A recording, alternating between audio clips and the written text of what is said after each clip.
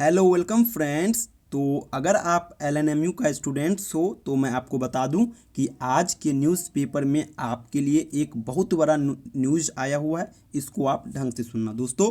पहले क्या होता था, तो पार्ट 1 का एग्ज़ाम अलग होता था, पार्ट 2 का अलग, पार्ट 3 का अलग, पीजी का अलग, यानी कि हर क्लास का एग्ज़ाम अलग अलग होता था। लेकिन अब ऐसा नहीं होगा। अब पार्ट 1 और पार्ट 3 इस दोनों का एग्जामिनेशन एक साथ होगा, पहली बात। दूसरी बात, पार्ट 2 और पीजी इस दोनों का एग्जामिनेशन एक साथ होगा। साथ ही साथ दोस्तों, अब एग्ज़ाम 20 दिन के अंदर ही कंडक्ट करा लिया जाएगा। पहले क्या होता था, तो एक एक महीने, डेढ़ डेढ़ महीने एग्ज़ाम चलता था, लेकिन अब ऐसा नहीं होगा। 20 दिन के अंदर एग्ज़ाम को कंप्लीट करा लिया जाएगा।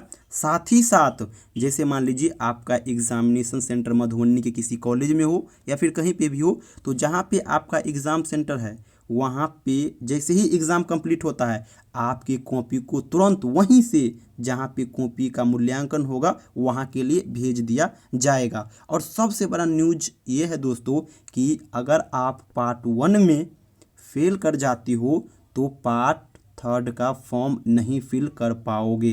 पहले क्या होता था कि अगर आप पार्ट 1 में फेल कर जाती हो, पार्ट 2 में फेल कर जाती हो, फिर भी आपको प्रमोट करके क्या करता था, तो आप पार्ट 3 के एग्जामिनेशन में बैठते थे और साथ ही साथ पार्ट 1 और पार्ट 2 इसके एग्जामिनेशन में भी बैठते थे और आगे का प्रोसीजर चलता रहता था। लेकिन अब ऐसा नहीं होगा। एलएनएमयू कह रहा है कि अभी तक हम स्टूडेंट के प्रेशर में ऐसा कर रहे थे, लेकिन अब ऐसा नहीं होगा। मान लीजिए अगर अगर आप पार्ट 1 में फेल कर जाती हो तो आपको पार्ट 2 के लिए वो प्रमोट नहीं करेगा।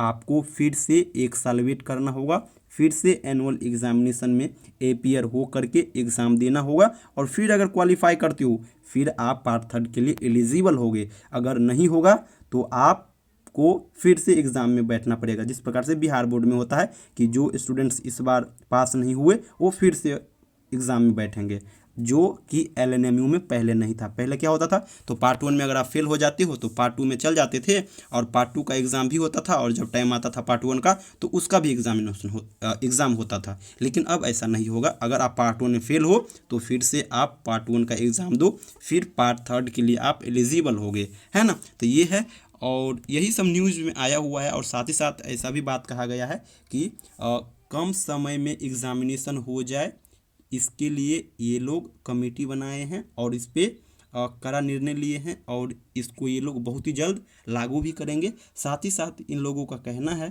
कि समय तो अब होगा नहीं स्टूडेंट्स के पास, सारा काम जल्दी जल्दी होगा, इसीलिए अब कॉलेज में भी लगातार पढ़ाई की व्यवस्था भी कराई जाएगी। यही 4-5 न्यूज़ आज के न्यूज़पेपर में है।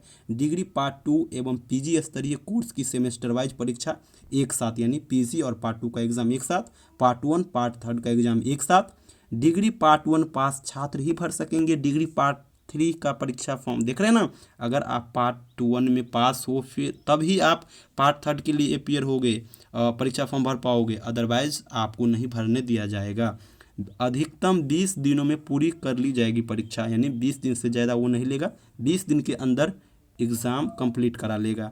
कम समय में परीक्षा संपन्न करने व रिजल्ट देने को लेकर लिए गए कई अन्य निर्णय भी लिया गया, आप देख रहे हैं। साथ ही साथ ये बहुत बड़ा इंपॉर्टेंट न्यूज़ है, परीक्षा केंद्र से सीधे मूल्यांकन केंद्र पर भेजी जाएगी कॉपी, यानी जहाँ पे आपका एग्ज़ाम सेंटर होगा वहाँ से डायरेक्ट आपका कॉपी कलेक्ट करेगा और मूल्यांकन केंद्र पे उसको भेज देगा, है ना। साथ ही साथ समिति ने सामने रखा वर्ग संचालन का अधिक अवसर, यानी कि ये क्लास भी आपको प्रोवाइड कराएगा। तो दोस्तों ये था आज का न्यूज़। और मैं आपको बता दूं कि पार्ट 2 और पार्ट 1 के रिजल्ट के लिए आप टेंशन मत ले।